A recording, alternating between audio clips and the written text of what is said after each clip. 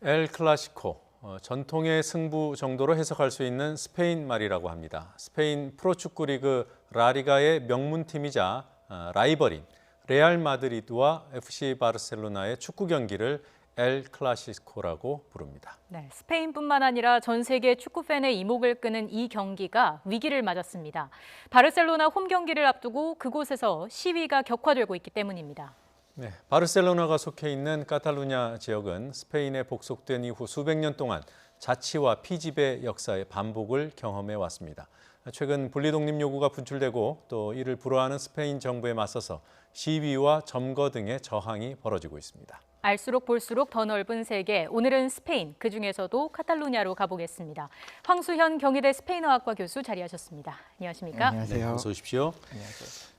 일주일 전에 스페인 다녀오셨다고 들었습니다. 네네. 네, 무슨 일로 다녀오셨습니까? 제가 연구년이어서 자료 수집차 한 3주 정도 머물렀습니다. 아, 그러셨군요. 네네.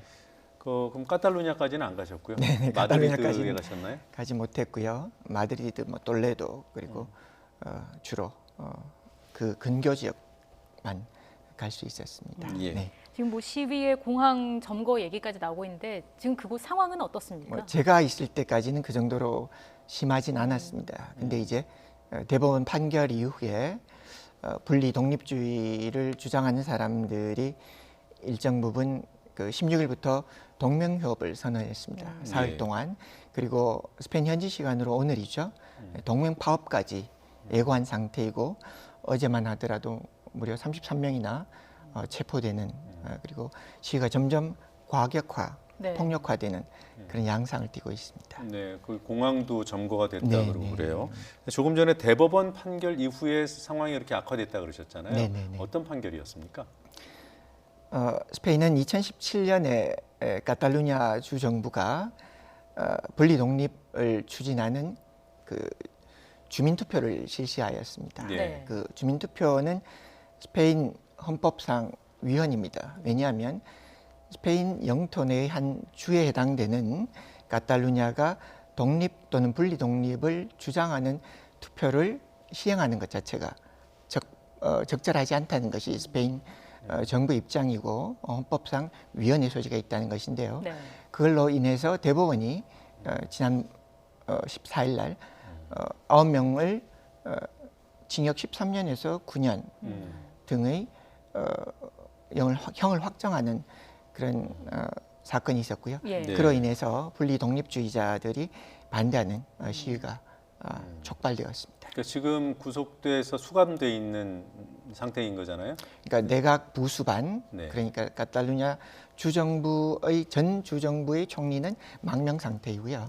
정치적 망명 상태이고 부수반부터 그러니까 우리로 치면 도의 장관급 네네네 이런 분들이 구속이 되어 있고 징역형을 선고받았다는 것이죠. 네. 그때 2017년도에 했던 주민 투표는 결과는 어떻게 나왔습니까? 결과는 주민의 40몇 % 정도가 참가했었고요. 네. 네.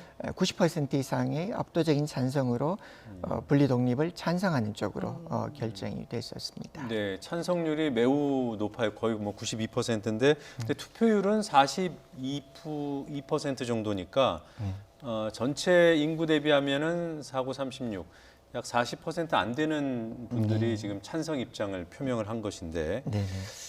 이게 주민 투표를 했다고 해서 물론 이제 조금 전에 위헌 얘기를 하셨습니다만 네네. 9년에서 13년 이게 너무 심하다 이렇게 보는 거죠.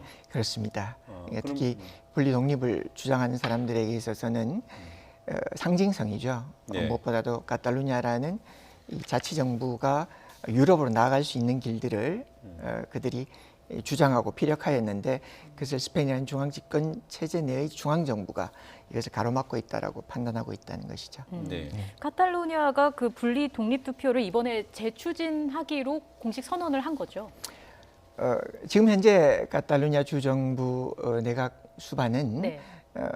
지금 주민들로부터 약간의 비토를 받고 있는 상황입니다. 이유는 뭐냐면 좀 미온적인 태도를 가지고 있다라는 것이죠. 보다 더 적극적으로 중앙정부와 교섭하고 또 주민들의 의사를 결집하여서 적극적으로 추진해야 되는데 그렇지 못하다고 하는데 실제로 현재 주지사 그러니까 주 총리는 네. 집권 여당인 사회당의 베드로 산체스 총리의 적극적으로 대하지 않는 그의 태도를 오히려 비판하고 있는 그런 상황입니다. 그러니까 지금 현직 총리 산체스 총리는 분리독립 절대 안 된다는 입장이 그렇죠. 되고요. 네. 근데 지금 이전 그 카탈루냐 내각의 책임자들이 구속되고 수감돼 있는데 네. 현재 주 정부의 수반은 좀 미온적이다. 네, 이런 비판을 받고 있습니다. 네. 네. 그러면 지금 주민투표를 다시 추진한다는 거는 누굽니까? 현실적으로는 그 분리독립주의자는 다시 하자라고 하지만 네. 네. 현실적으로는 좀 어렵다는 거죠. 이미 대법원의 판결이 있었고 이것을 다시 추동해내기에는 동력을 가질 수 있을까라는 일단은 자체적인 판단이 있을 수 있을 것 같고요. 또 하나는 중앙정부 특히 베드로 산체스 총리가 어제 공식적으로 이런 시위가 격화되고 있고 폭력화되고 있는 양상을 좌시하지 않겠다. 네. 강경 진압을 사실 예고한 상태입니다. 네, 그래서 알겠습니다. 네네. 그러면 지금 새로 추진한다는 주민투표는 주정부가 추진하는 게 아니군요. 주정부는 투표를 통해서 주정부의 새로운 인물을 교체할 수 있도록 원하면 해주겠다라는 이런 태도입니다. 그러니까 그 분리독립을 확인하는 그 의사를 네네. 확인하는 주민투표는 아니라는 건가요? 그 투표에 대한 자세는 아직도 미온적이다라는 것이죠. 그걸 적극적으로 추진하기는 어렵다는 상황입니다. 네, 알겠습니다. 교수님도 축구 좋아하시나요? 네네, 스페인 좋아합니다. 하면은 뭐 축구 다들 얘기하는데 네. 혹시 그 스페인 그 유명 팀들 중에서 응원하는 팀이 있는지? 저는 레알 마드리드 팬입니다. 아 그렇군요. 그러면 카탈루냐 사람들이 별로 안 좋아하겠네요. 그러니까 레알 마드리드에서 레알이 그 로열이라는 뜻이라고요? 맞습니다. 맞습니다. 이제 레알이라는 표현은 스페인어로 하면 뭐 왕실의 왕립의 이런 뜻인데 네.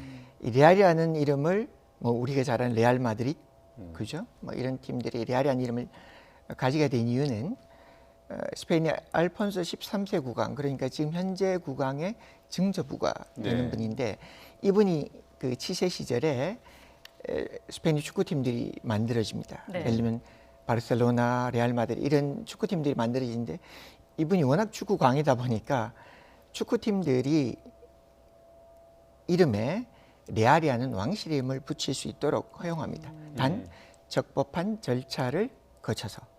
그러니까 그래서 스페인 축구팀에 레알이라는 표현이 많습니다. 근데 네. 바르셀로나는 레알이라는 이름을 신청하지 않았습니다. 네, 카탈루냐의 주요 도시인 바르셀로나, 그냥 FC 바르셀로나잖아요. 그렇죠. 그러니까 레알 마드리드는 그러니까 왕실의 어떤 지지를 받는 팀으로 이렇게 어떻게 설정돼 있고, 네. 또 바르셀로나 팀은 카탈루냐의 전폭적인 응원을 받을 테고, 그래서 이제 이 두 팀의 경기를 더 클래시코, 네, 엘 클라시코. 엘 클래시코, 네, 더 네네. 클래식이죠. 맞습니다. 네. 네. 근데 그 경기도 이제 곧 바르셀로나에서 열린다고 했는데요.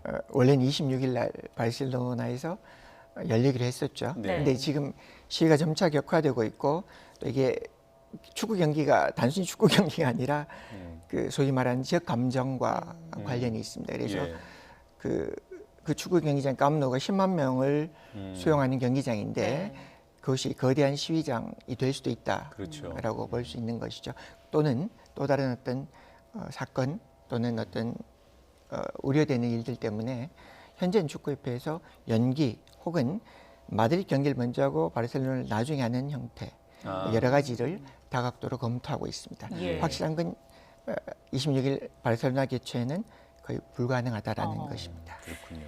카탈루냐가 왜 독립을 하려고 하는지 좀 여쭙겠습니다. 우선 카탈루냐는 어떤 곳입니까? 카탈루냐라는 것은 일단 제가 알기로는 뭐 문화적 자긍심이 강하고요. 그럼에도 불구하고 역사적으로는 오랜 기간 스페인 그러니까 우리로 치면 삼국시대 고구려 백제 신라처럼 스페인도 아라곤, 나바라, 카스티아, 레온이라는 그 부족 국가 시대가 있었습니다. 통일은 1492년에 이루어지는데 네. 이 시대 전까지 카탈루냐는 아라곤 왕국의 하나의 지역이었고요. 네. 그랬던 만큼 카탈루냐가 독립을 하려고 하는 이유는 카스티아라는 즉 통일 스페인의 중심지인 마드리드 중심의 어떤 중앙 집권적 정치 체제를 좀 벗어나고 그리고 무엇보다도 그들이 갖고 있는 민족적, 언어적 그 고유성을 회복하고자 하는 네. 그런 노력부터 시작되었다고 봅니다. 지금 지도에 노랗게 표기되어 있는 곳이 카탈루냐 지역이고요. 스페인의 그 북동부네요. 네, 그렇습니다. 네, 면적은 경상도보다 조금 크고 소득이 그 1인당 GDP가 3만 달러가 넘으면 매우 잘 사는 곳이네요. 네, 스페인의 1인당 GDP가 2만 8천 불 정도이니까요. 네. 스페인에서 가장 잘 사는 주 정부, 그러니까 바스크와 카탈루냐라고 할 수 있겠습니다. 아, 그래요. 그럼 언어는 다른가요? 네, 언어는 그 로망스 언어에서 파생한 언어를 사용합니다. 그러니까 스페인어와 프랑스어의 중간 정도가 되는 게 카탈루냐. 그럼 언어는 다르지만 민족은 하나인가요? 민족은 사실 여러 민족들이 스페인이 혼종이 되어 있어서요. 민족까지 다르다라고 하기는 좀 곤란할 것 같습니다. 아, 그렇군요. 네, 그럼에도 하여튼 불구하고 언어와 문화는 다르다. 네, 고유한 문화와 고유한 언어를 가지고 있다라고 그 볼 수 있습니다. 뿌리는 어떻게 되나요? 어떤 역사를 갖고 있나요? 이 스페인과 프랑스를 접경하는 지역에 있는 것이 피레네 산맥입니다. 네. 그래서 이 피레네 산맥 바로 근처에 있는 이 지역이 아라곤 카탈루냐 지역인데요. 그러니까 마드리드부터는 약 620km가 떨어져 있는 지역적으로 먼 네. 곳이죠. 네. 그러니까 이 지역이 전통적으로 지중해를 접하고 그리고 프랑스와 가까이 있어서 상공업이 발달하고 대단히 개방적인 지역적 특성을 가집니다. 거기에 비해서 마드리드의 고원 지역이 가지는 또 다른 어떤 지역적 성격과는 다른 곳이죠. 그리고 뭐 우리가 잘 아는 미로라든지 가우디라든지 그죠? 뭐 이런 훌륭한 작가와 예술가들의 예술가들, 고향이기도 네. 해서 문화적 자긍심과 또는 경제적 그 우월감 네. 이런 것들이 겹쳐서 그들이 가지는 자신감의 일정 부분 표현이 분리 독립의 의지로 나온 것은 아닌가라고 볼 수도 있겠습니다. 그 성파밀리아 대성당 그 건축가 가우디도 맞습니다. 그 카탈루냐 바르셀로나 카탈루냐 네, 출신이죠. 그렇군요. 네. 지금 뭐 아까 그 15세기 말에 스페인이 통일됐다고 하셨잖아요. 그렇습니다. 네. 그때 카탈루냐는 어떻게 된 겁니까? 그러면 자치권은 인정을 받았던 거예요? 그 이후의 그러니까 역사는 어떻습니까? 네, 이 4개 부족 국가 우리로 치면 뭐 삼국 시대와 같았던 것인데 그 시대에 아라곤의 페르난도와 카스티아의 이사벨 국왕이 이제 혼인 동맹이라고 합니다. 결혼을 함으로써 이제 통일을 이루게 되는데 그럼에도 불구하고 이 카탈루냐가 1701년부터 1714년까지 있었던 스페인 왕위 계승 전쟁에서 스페인 주류 세력들이 지지했던 부르봉 세력을 지지한 것이 아니라 네. 합수르 왕가를 지지합니다. 근데 그쪽에 줄을 섰군요. 네. 근데 내부적으로는 네. 부르봉이 승리하게 됩니다. 물론 세계사적 관점에서는 합수르의 승리라고 봅니다만은 네. 네. 그렇게 되니까 집권한 부르봉 왕가가 자신을 세우려 하지 않았던 카탈루냐 지역의 자치권을 박탈하게 되는 그런 역사가 시작되게 되는 것이죠. 예, 저희가 조금 전에 카탈루냐의 그 독립을 추구했던 그런 역사들을 간단하게 정리했습니다만 뭐 다 볼 수는 없고요.